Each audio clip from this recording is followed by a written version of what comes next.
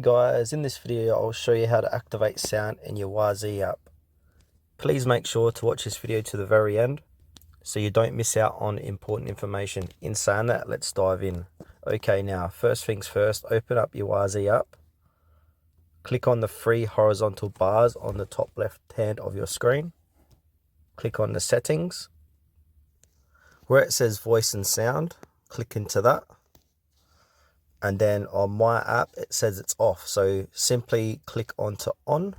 That turns the sound on. You can adjust the guidance volume here. So you just scroll across left to right to see how loud or soft you want it. And your voice also got an option to play sound to phone speaker. So you can toggle that on or off. And if you like the audio player to show on the map, you can toggle that on or off too. And up the top here under voice directions, where you've got the sound turned on, you can have it to alerts only if you wish to do that. And if you want to change the voice, click into where it says Waze voice. You've got a few different options to pick from. Well, quite a bit actually, if you really scroll down.